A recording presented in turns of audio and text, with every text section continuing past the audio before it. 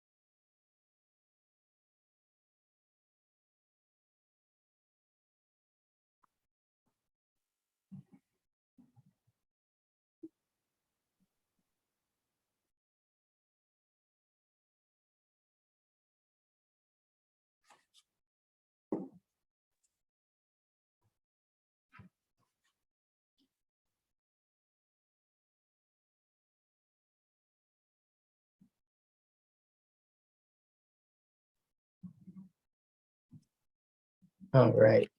Hi, Eddie. Thanks for putting that in the chat. We are just about ready to get started. I'm thinking maybe one more minute, and at 11:05, we will go ahead and start the presentation.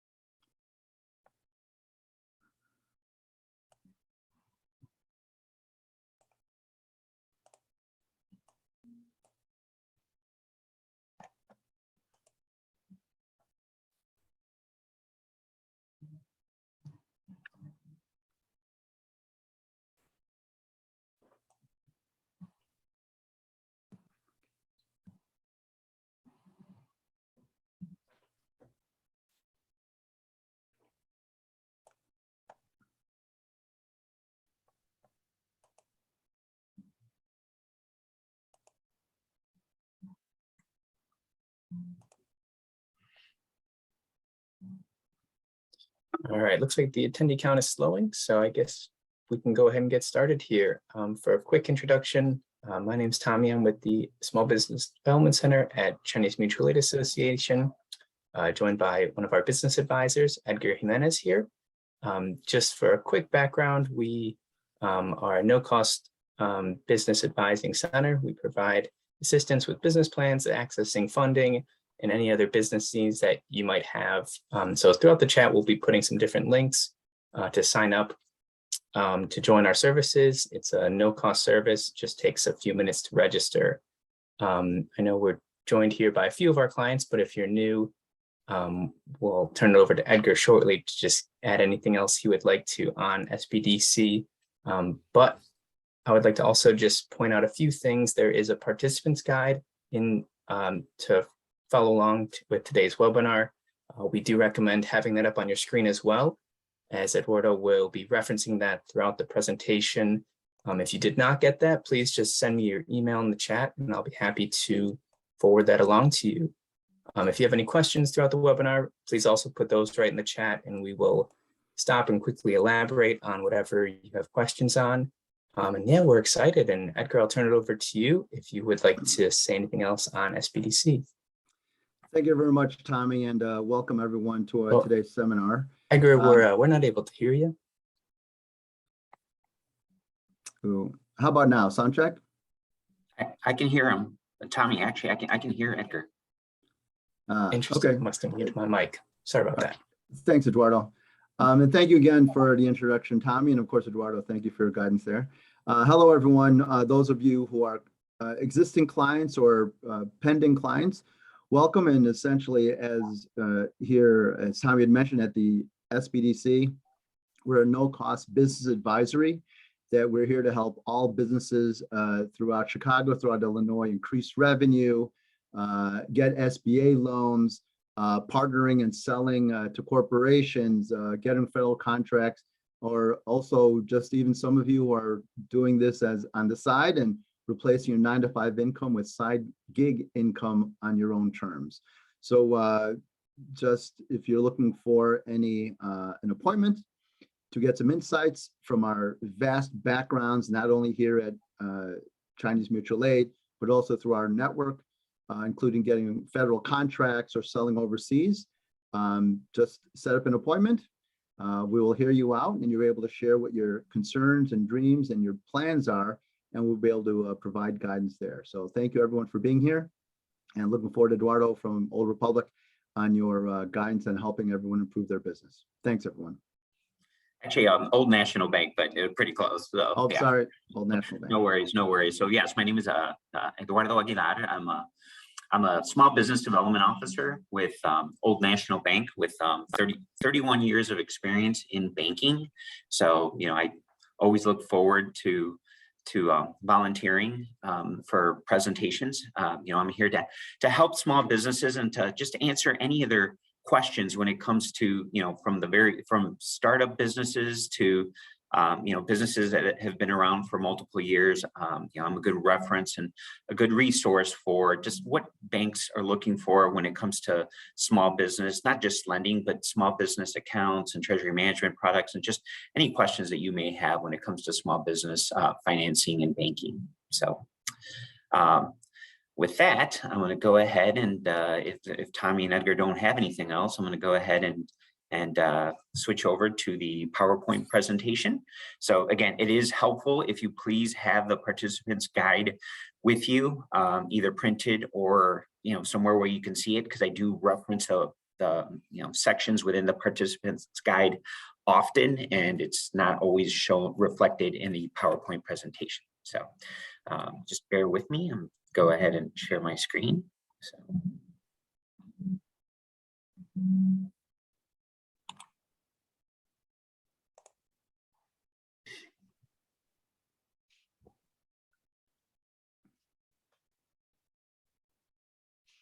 As for questions, feel free to post them as Eduardo is making his presentation, and we'll be able to pepper the presentation with questions, or of course, go over those at the end.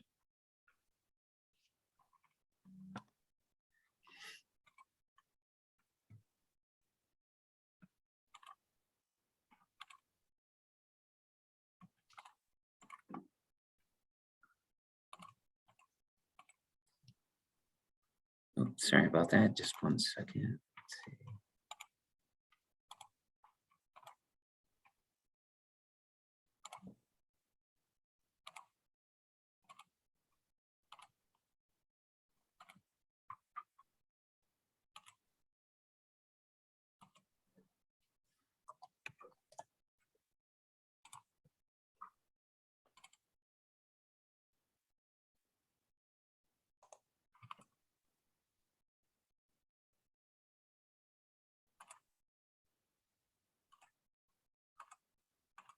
I apologize. Just 1 second. It's trying to come up.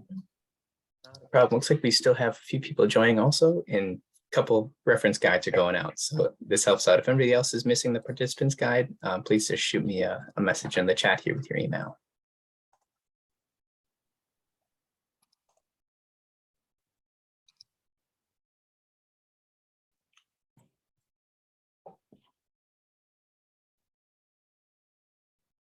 Okay, Do you see the PowerPoint up? Yes. Yep. Okay, sounds good. Let's see.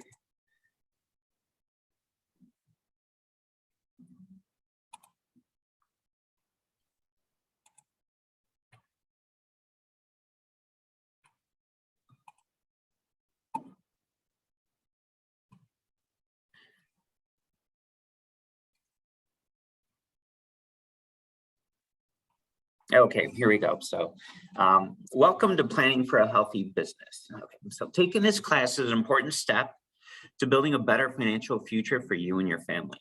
Healthy people focus on health as a goal. They plan ahead and they make sure to plan their time and priorities. To get ready for a marathon, for example, runners register to run on a specific date. They set goals such as I'll run 50 miles per week, or I'll cut back on sugar or eat more vegetables. Business ownership is like a marathon. Planning, like eating right and exercise and so on, is a set of activities that help to ensure that you and your business stay healthy for the long term. So in your participants guide, there is a pre-test that we're not going to ask you to take right now, but you can actually take that pre-test on your own time. There's also a post-test that you can take after the presentation. So, okay.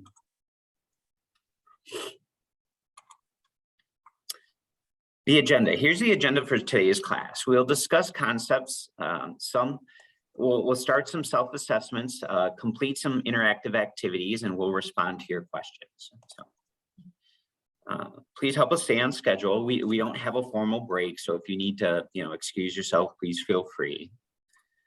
Some ground rules. One of the best ways is to learn from each other.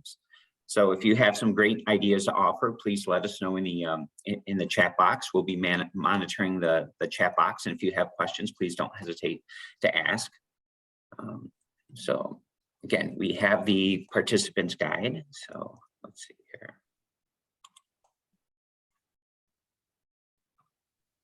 Okay, the learning objectives. So what we're going to be looking at is we're going to be looking at the evolving planning process on helping business owners make decisions. We're going to have just a vague idea into how to source a plan. The importance of having a healthy personal credit score. A credit score is heavily involved in the decision-making of basically of all lending when it comes to taking out loans for your small business. We're going to describe how a business plan helps motivate stakeholders and just having an understanding of the ideas that support your business. We're going to learn about explaining the benefits of creating a day-to-day action plan for running small businesses.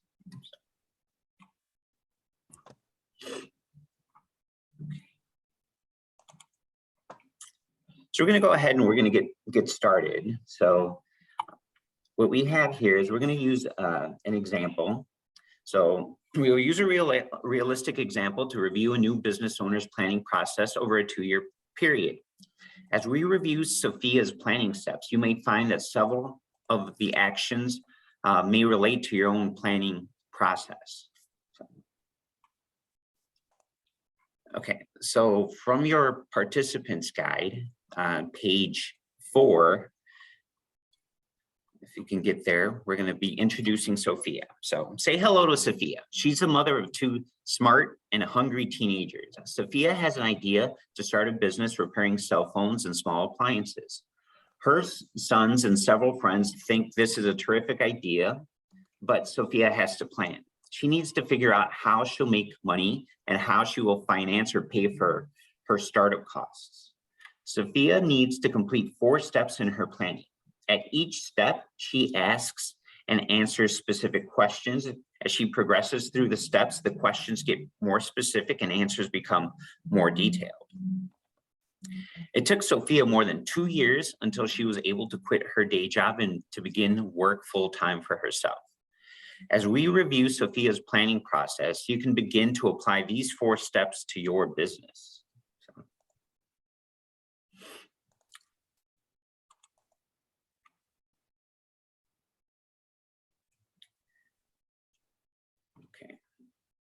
So we have on your participants guide there is a worksheet there, and that worksheet has a planning stage self-assessment.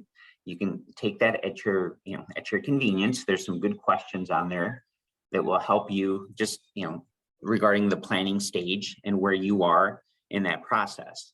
So that on the planning stage self-assessment, some of the questions that are on there is we have, I know why I'm starting the business, what benefit I want from the business, and what size business I need to start to achieve that benefit. We have questions such as, I have a business idea that I've shared with a lot of people, including potential customers. Another question you can ask yourself during the planning process is, I know how much money I need to open my new business. It's always good, to make sure that you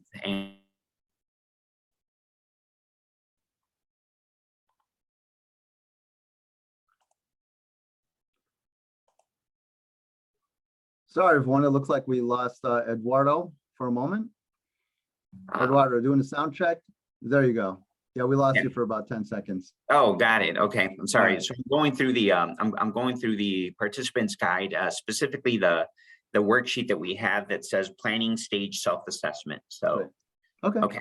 So yep. So in planning stage, looking at planning stage, section E. Section F, I know where to locate all the funding I need to open and operate my business for at least 6 months. Another part of the planning stage is, I opened up my business and I'm running it now. I know what to do on a day-to-day basis. I delegate some tasks so I stay focused on top priority issues. So these are all really important questions to ask yourselves during the planning stage, and you can kind of do that self-assessment to find out where you're at when it comes to these specific questions during the planning stage. So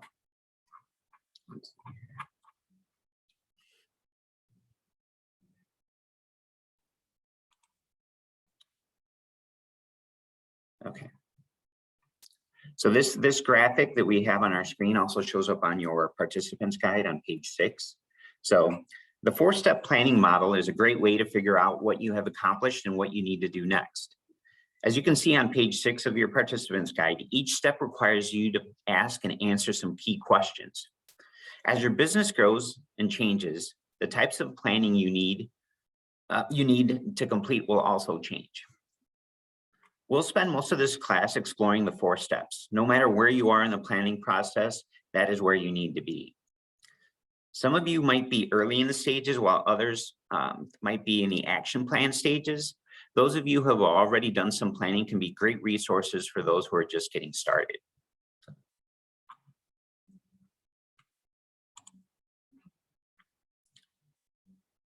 So we're referring back to Sophia's planning process. So Sophia needed more than 2 years to get to step 4. Some steps overlap with others. For example, Sophia started action planning before her business plan was complete. She'll never stop action planning because each day brings new challenges as her business grows and changes. We'll now take a quick look at these 4 steps or planning stages.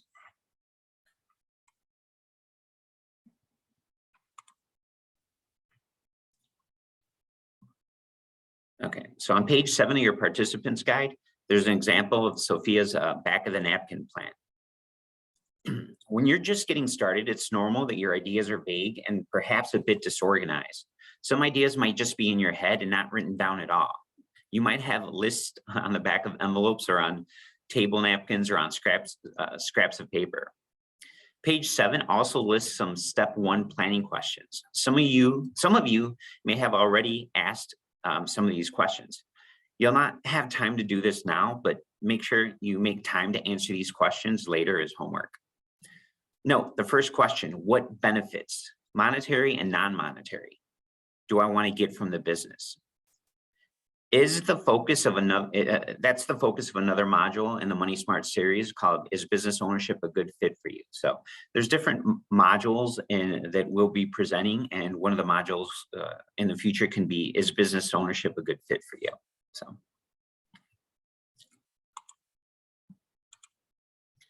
Okay, step 1, key questions. As homework, take a look at the prices of your competitors to figure out what you can charge for similar products or services. Ask vendors for prices and terms. Interview other business owners. Make sure to ask how long it took before they could pay themselves. Their answers can guide your choices and decisions. At this early stage, the more you know about long-term challenges or businesses, ownership would be better.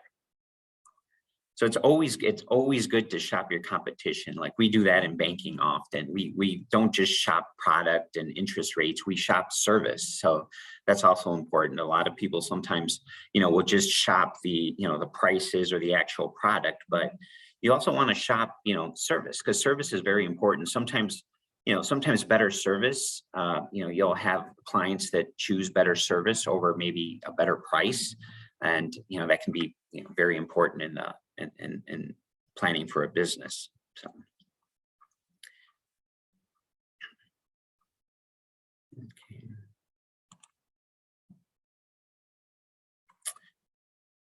Moving on to step 2, the resource plan. So from the participants guide, we can see here that we're looking on page 8 of the participants guide. So it's good news. A few months have passed and Sophia has done some research. She refined her initial idea and decided to specialize in repairing cell phones, iPads, and tablets. She might expand into small appliance repair later. To get to this point, she asked some colleagues who already had businesses for advice. She went to a local women's business center and got help thinking through her business model. Sophia took a course to learn more about what she needed to do to get ready. Best of all, she began a resource plan to record how much money she would need to open her doors and to keep operating for at least 6 months. At the first step of the planning process, a ballpark dollar figure was okay. In step 2, the numbers need to be a little more specific. Below is Sophia's resource plan.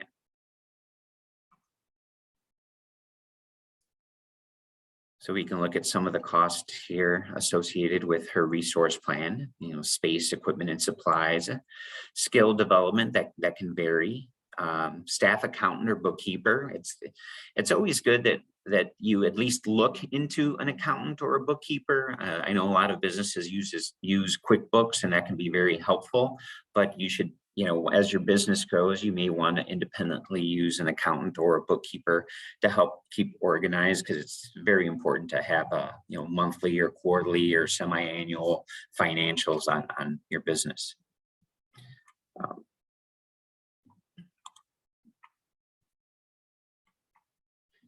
Okay, there's a continuation to the resource plan. A resource plan is a shopping list for space, equipment, and supplies. It also lists estimated costs for skill development, staff, and other expenses necessary to open and run the business for about 6 months. As you see in your participants guide on page 8 and 9, Sophia estimated the resources she needed to be about $21,000. She can provide $7,000 of owner's equity, which means her own money, and needs to raise about $14,000. As a rule of thumb, borrow no more than 200% of the money that you invest in your own business. Use Sophia's sample when you complete your own resource plan on your own time. The resource plan worksheet. So please locate the resource plan worksheet on page 10 and 11 in the participants guide.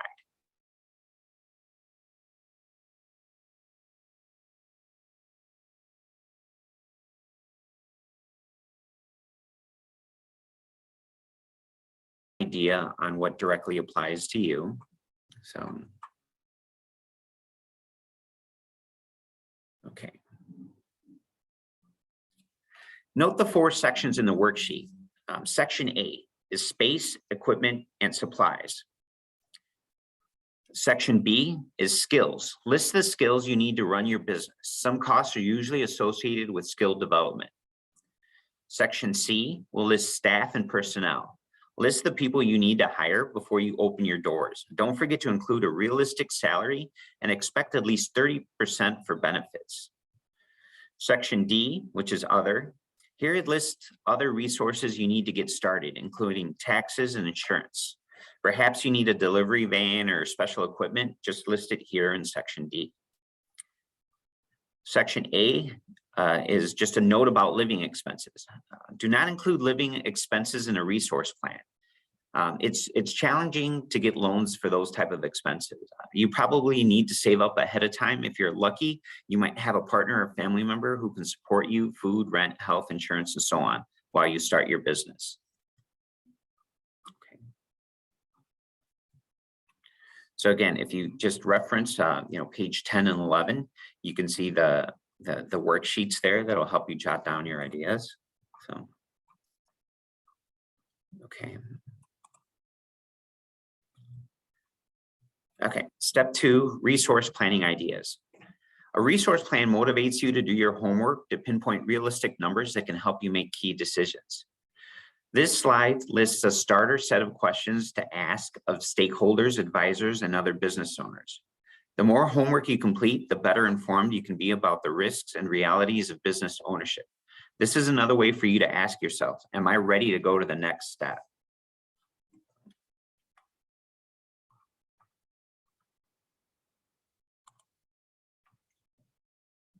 Okay, step 3, the business plan. So the business plan and sources of financial support. A business plan is a story that you share with potential lenders, such as a bank or micro lenders, or with family and friends. A well-written business plan is not just a document. It's a living idea that clarifies your ideas and motivates stakeholders to support your business. Most business plans project 3 years into the future. It can take some time to write an effective business plan.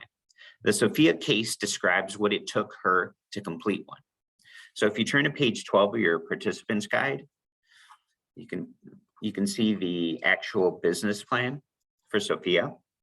So what we have here is we have an update on Sophia. Completing a resource plan helps Sophia to finance her ideas. For example, she discovered that she needed more money to start and operate her business than she first guesstimated. As part of her homework, she talked with a bank officer who encouraged Sophia to raise her credit score. To determine this, they looked at Sophia's credit history. The officer encouraged Sophia to start writing a business plan and to be ready to prove that she has collateral, usually equity in a house or a condo. Sophia needed to reduce her credit card debt. She explained the situation to her kids. They agreed to eat out less often and to buy fewer clothes. The older son got a part-time job. They got a cheaper cell phone plan. Sophia cut back on designer coffee and online shopping. These changes took time and were not easy, but they added up. Within a year, Sophia was able to pay off her credit cards and put more money into her savings. She improved her credit score. During this time, Sophia also worked on several drafts of a business plan. To learn how to do this, she took a course at a community center. A mentor coached her on how to write some parts of the plan. When her business plan was ready, she shared it with some close friends and extended family. They were impressed with her ideas and realistic goals. Together, they pooled their money and loaned her the startup funds that she needed to get her business open. So again, emphasizing on credit score, when I can tell you firsthand that when we review financials, there's different ways that we qualify a business. It's not just credit score. What we do look is we do look at the debt service coverage. Credit score is very important. Many banks often look at for about a 680 credit score. It doesn't mean that 680 is what you have to reach to automatically qualify, but it's kind of a guideline. So if you tend to see that your credit score is below 680, work with your bank. Your bank can go over your credit report and they can help you understand what is on a credit report. And we can definitely work and have a credit report class in the future, because I think that that's very important to understand how to read your credit report and what's on your credit report. Many banks and many organizations have products that can help raise your credit score. So, if you see on there that maybe in the past you've had some late pays or medical collections or something that has has made your credit score a little bit lower, banks offer such as secured credit cards or credit builder loans that can really help improve your credit score fairly quickly. So, I always recommend talking to your bank or, talking to a small business development organization that can definitely help you, build your credit score. And again, there's secured loans and other type of lending programs that you can take advantage that'll help bring up that credit score. So.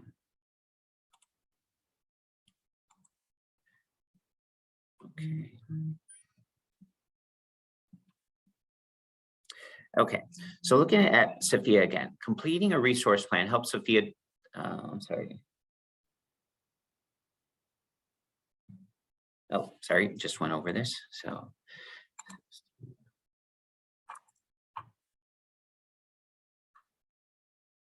Okay, so if you look at page 13 and 14 of your participants guide, what we have there on page 13 and 14 is we have a business plan and like an outline and a description of what a business plan might look like. So you can see that there's a cover page, an executive summary, there's a company description. We have a section for the management and organization. So this is in a sense kind of like almost a resume of your business, but this is just one outline of a business plan, and we can provide other examples of business plans. You can go on the internet and you can find several different examples of a business plan, but again, this is kind of what is covered in a standard business plan, and you can see here it just helps organize the ideas of the business plan. So sources of financial support. A bank loan is not the only way to finance a business. As in Sophia's case, you may find that other sources such as family and friends can help start it. Note that any investor will want to see a business plan. So again, page 15 of the participant guide lists sources of financial support. Eduardo, about Yes. financial support, obviously, banks, are able to help the community through getting loans. But in this case, though, for sources of financial support, are there any of these that the bank doesn't feel there's a conflict of interest to discuss, or is this kind of just a list of alternative finance options outside of a bank? This is a list of alternative finance options, but if you do get financial support from let's say a family member or a friend, the bank will always ask, what are the terms of that financial support? Are you being gifted funds, or is this an actual loan? If you're getting a loan if you get a loan from a friend or a relative, they're going to want to know what the repayment terms are on those. So if you have just an informal agreement to pay back the loan, they still want to understand what are going to be your monthly obligations to pay back that loan. Is there an interest rate? When is it scheduled to mature? Or is it something that, within 2 or 3 years is going to be due in full? So it's very important to kind of have those details ironed out. The SBA, and, there's several small business administration loans that are out there that can help some business startups and help with financing, additional funds that banks might not have in their regular product suite. So, for example, I can mention one program that a lot of business owners take advantage of is the SBA 504, which is a 90% financing for the purchase of owner-occupied real estate. So that's a specific program that banks will piggyback with the SBA to help with additional financing, because generally conventional financing for a bank, let's say for example of purchasing real estate, often is 75 to 80% of the purchase price or appraised value. But with an SBA 504, if you're purchasing a building and you're going to occupy more than 51% of that building for your business, we can finance up to 90%.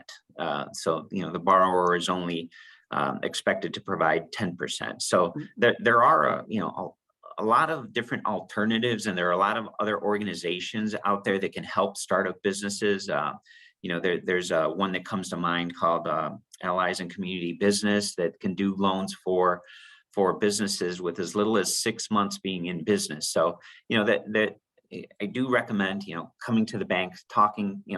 Let us know what you're looking for, and we can definitely give you suggestions. We hate to turn away anyone without giving them alternatives or suggestions for financing.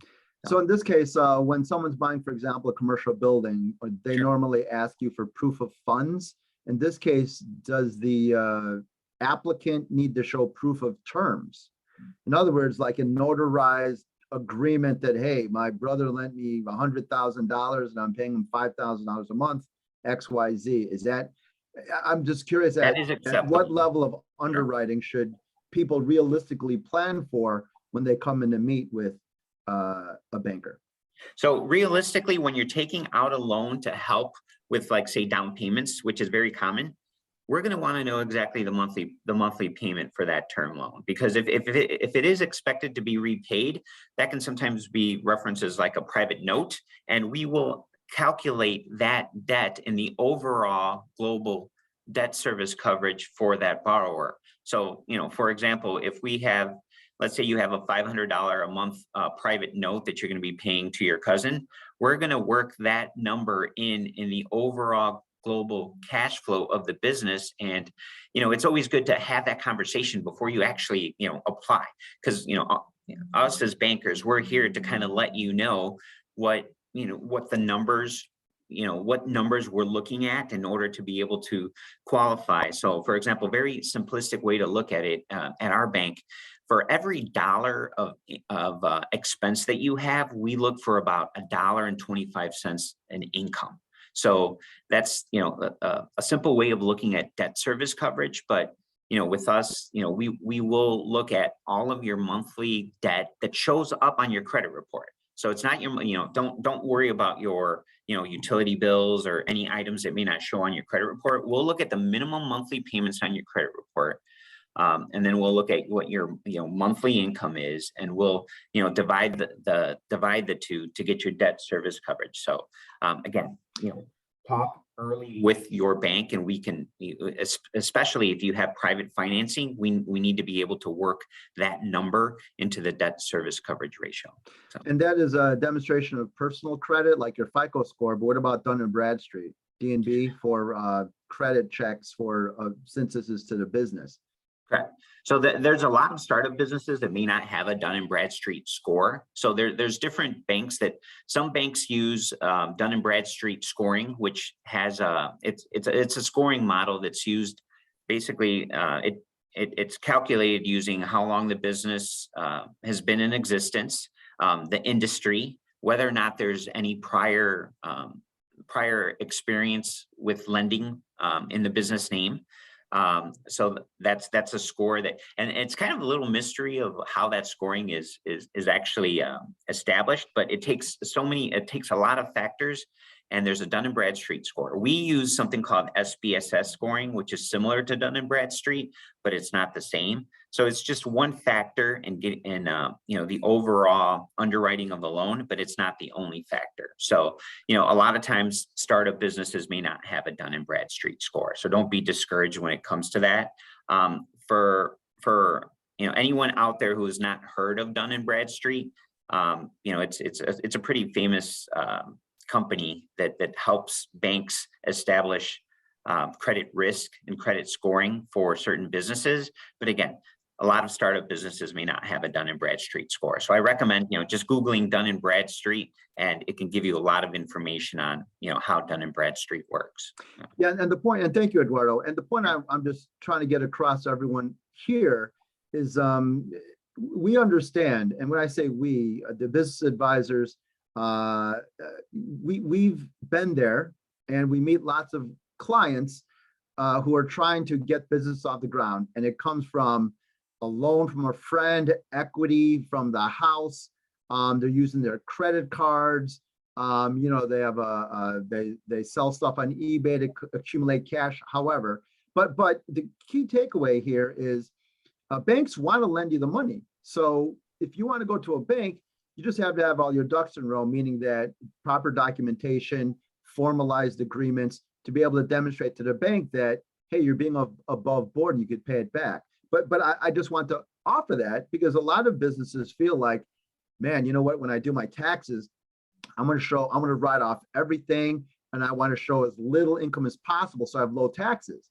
But remember, the problem with that is that if you're making legit money, you have no way to prove to a bank that you are making money if it looks like you're losing money, even though you're writing everything off. So it just, obviously, this is a very important conversation, not only for you to have with your lawyer and for your accountant, but also just to, if you're doing your own taxes, especially when you're starting out, you just have to think, think a couple years out when you might need $100,000, $1 million for your business. Everything needs to be set up correctly. Your taxes need to be done correctly. The entity needs to be done correctly. Everything needs to be trackable. So you're able to demonstrate, hey, bank, I'm a good credit risk and I need your money. And remember, the banks want to lend you the money because they see you as long-term clients for your other businesses. So that's why it's really important here, and understand where Eduardo's coming from and from this workbook, but understand your setup is very, very critical in the near term as well in the future. Great point, Edgar, and something I'm going to bring up too. So something that you may feel not directly tied to your business, but we have business owners that own investment property. So if you have investment property and you have the investment property on your Schedule E in your tax return, it's always important. And we often see that people don't always claim all of the rent that they receive. People might not claim all of the rent on their tax returns because in their head they're thinking, the more rent that I claim, the more taxes I'm going to have to pay. But it's very important because it can actually hurt you if we see that you have more expenses on your investment property than income. That will subtract from your overall debt service coverage or your overall income. And even though yourself that you're paying your bills and you have good income, that investment property, if it's negative on your tax returns, it's subtracting from your income, and it can be a big deterrent to getting a loan if you're not claiming the proper expense on investment property. So again, great point. Thank you, Eduardo. And I would even offer up, that's why it's really important to have from a business mindset, separate that emotion from the practicality that Eduardo brought up a really good point. If a property or an investment is not paying off, why are you holding it? So in this case, right, if an investment property is not working out, cut your losses so you're able to show a better cash flow. But again, it's almost a therapeutic perspective, but it's an important perspective as all business owners, as we're all there. We're very proud of our businesses. We want to work, but you need to be objective. And the objectivity honestly comes from a banker, because they're going to show you what's going on, and it helps you make those important decisions. But enough about this slide, but thank you very much, Eduardo. Sounds good. Thank you, Edgar. Okay. So what does it mean to be strategic? So assuming you're on the ship and you need to meet up with a sailboat in this picture, in what direction do you steer? You would need to navigate to the right of the other ship because the sailboat is traveling to the right. If you steer to its current location, you'll miss the boat. In other words, to be strategic means that you assume that everything that affects your business will change. Customers come and go, vendors increase their prices, new challenges come up all the time. Expect and plan for those changes. An action plan also helps you strategize your time. It helps you focus your energies on top priorities and goals you'll need to handle to identify which lower priority goals you can delegate to others. So, okay. So if you go to page 16 of your participants guide, we're going to get another update on Sophia. So Sophia has been in business for a while now. She has great customers and she's able to meet her financial obligations. Rent, utility, and loan payments. Sophia is even able to pay herself a small working wage. She's doing great. To keep up the great work, Sophia's planning needs to change again. Now she needs to increase her customer base to maintain and grow her success. What Sophia needs now is an action plan that can help her identify SMART goals, some deadlines, a specific plan on who's responsible for what. She also needs to plan on how she'll finance the resources she needs to meet her goals. Some of the tasks need to be managed by Sophia. There are other tasks that need to make the best use of her time. Other tasks are being outsourced to others, such as her assistant. By prioritizing her tasks, Sophia can focus on what's most important to her business and free up time to achieve some work and life balance. Sophia's action plan. A portion of Sophia's plan is provided on the bottom of page 6 of your participants guide. In this example, Sophia lists 2 SMART goals. She plans to increase the number of customers she serves a month to 500. She plans to reduce her rental costs by 10% by the end of this year.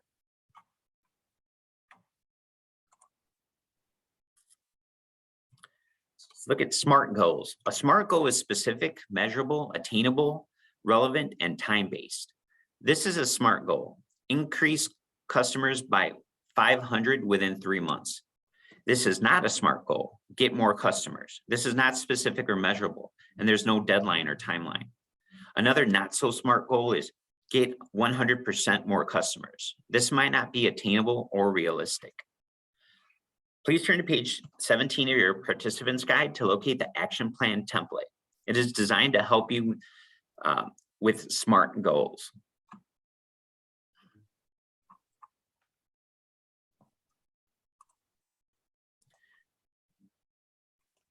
Okay, so we're going to look at just a summary of some key points. So Sophia's planning process took about 2 years to get through the 4 steps from the napkin stage to the action planning stage. Along the way, she asked herself questions that got more specific as her plans evolved. Her process might differ from your own. There's more than one way to plan. Stay focused on long-term goals. Do not miss the boat. Stay strategic, plan ahead, and you can plan for a healthy business.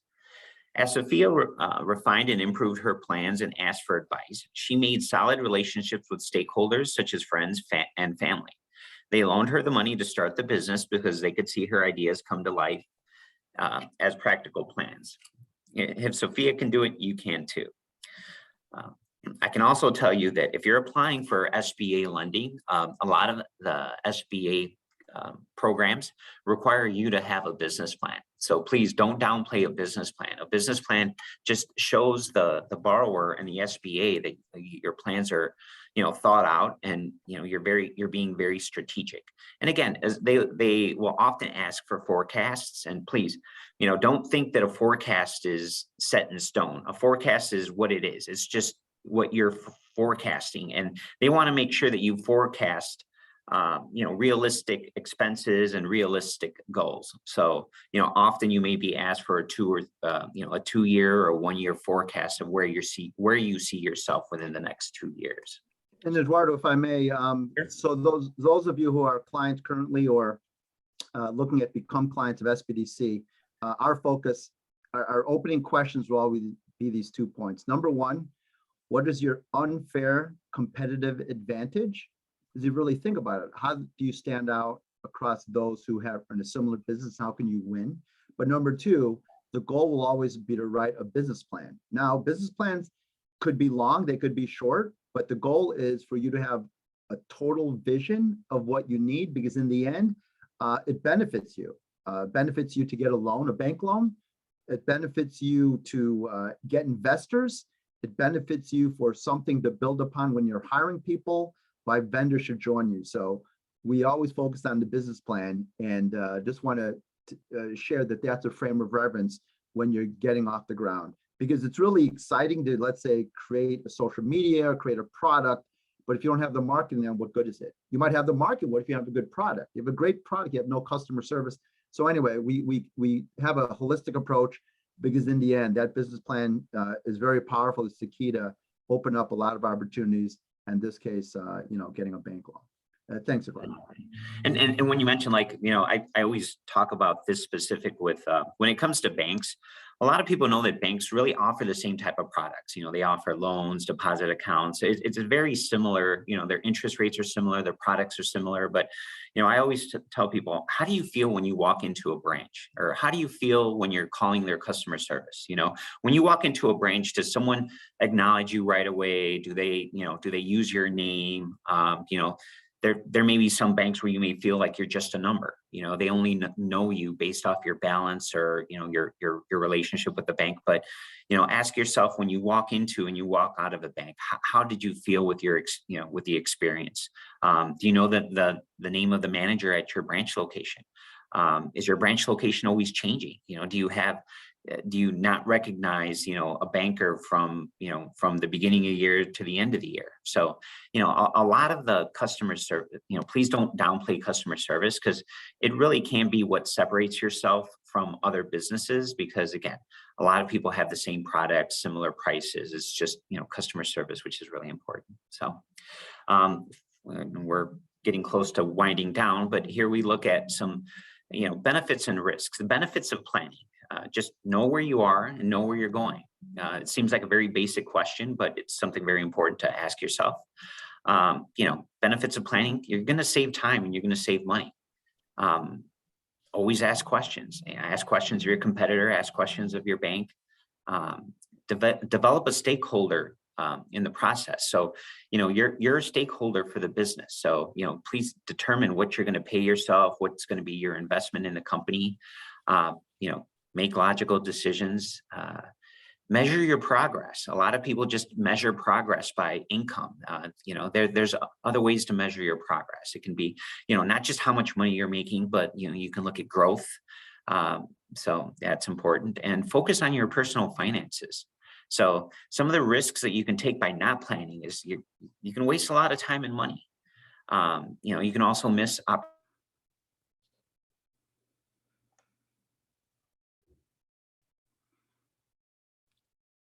Sorry, everyone. Oh, there you go. Eduardo, we lost you for about 10 seconds. Could you repeat back what last 10 seconds ago, please? Yeah, sorry about that. This connection here. I apologize. So some of the things I'm going to mention too is some of the risks of not planning is you're going to waste time and money. And also don't many business owners want to control everything regarding the business and may not want to delegate.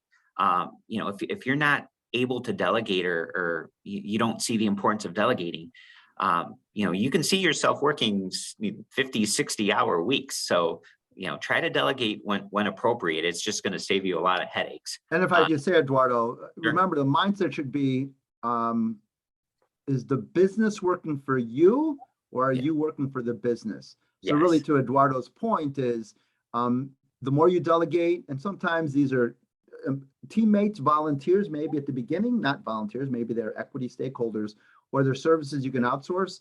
But remember, the more you delegate, the more you train the team for them to buy in, that the more they'll learn about the business to help you grow the business. But if you're doing all the work, then why did you start a business? But again, that's kind of a philosophy, but I think it's a really important point, Eduardo, which I thank you for mentioning. Oh yeah, of course.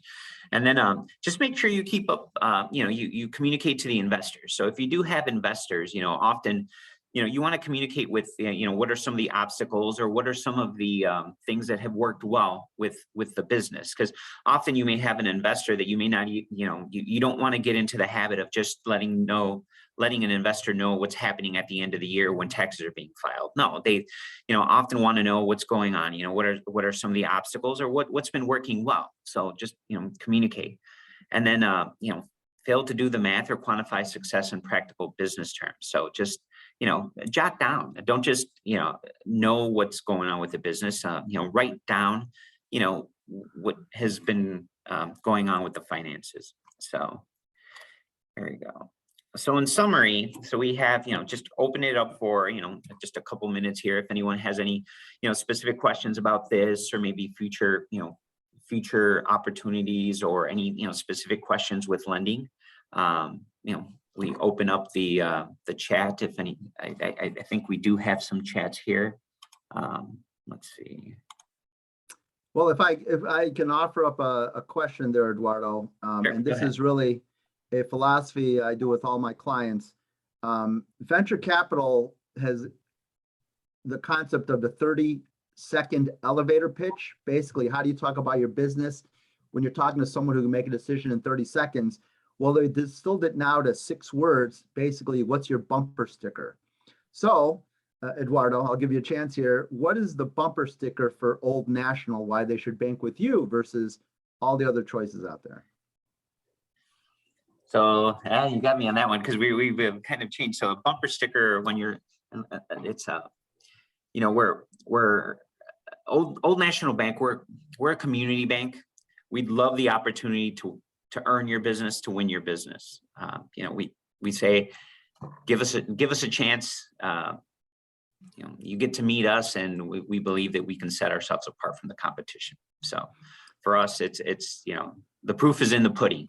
Come meet us, come talk to us, and you can genuinely see that we have an interest in you and not just your money. So, and I would also offer the fact that Old National is here with us on their time and supporting our efforts here to reach out to all of you. I think that speaks volumes compared to the other banks that are out there. So thank you very much for that, Eduardo. Let's see. We have an appreciation coming from Eddie. He's saying, thank you very much. This has helped me think out my business plan in a more full spectrum vision. Thank you very much there, Eddie. And seeing if there's anything else. I don't see anything else here. Maybe just in closing then, Eduardo, what are the 3 key things that you want people to take away from today's presentation going forward? Thinking banking, but thinking from a business point of view, so they can have that good conversation with your bank. Sure, would be really take some time to think about an action plan. What is your action plan? Don't have to write 5 or 6, 7, 8 pages of an action plan. Just have your ideas in writing and have an action plan. The importance of your credit score. Don't downplay your credit score. Know what's going on with your credit, because it's very important for you to understand what your monthly debt is. And then third, I would say that just make sure that when it comes to your debt and income, that you have a good understanding of what you can afford, but make sure that for what your future goals are going to be, make sure that you can afford or have a good understanding of whether or not you can support your future goals with either loans or borrowing from friends or private investors. So just focus on those items, and that will get you on the right path to financial success. So. Yeah, I want to build on that last point. From your business, you really have to look at your numbers, and really the question is, are you charging enough, or is it costing you too much to offer this product or service? But that's all from the business plan. But really, for all of you that are out there, we respect the grind. It is not easy, but we do this because we don't just do it for the money. We do it because we believe in our product, service, and helping others. But money moves the gears and makes the business work. So that's really important to think in numerical terms and financial terms, because it just helps you in the long run, help out you, your family, and your customers. So without further ado, Eduardo, thank you very, very, very much for your time today.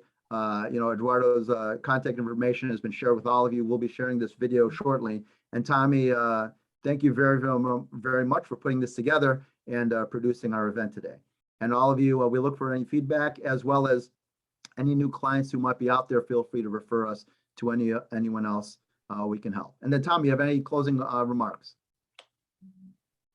Nothing too major. I will be sending out the recording to everybody that registered, as well as some links that we provided in the chat. So yeah, thank you again for joining us. Thank you, Eduardo, for the great information. It's been a pleasure. All right. Sounds Thanks, good. everyone. Thank you. Take Thank care. you. Okay, thanks. Bye, everyone.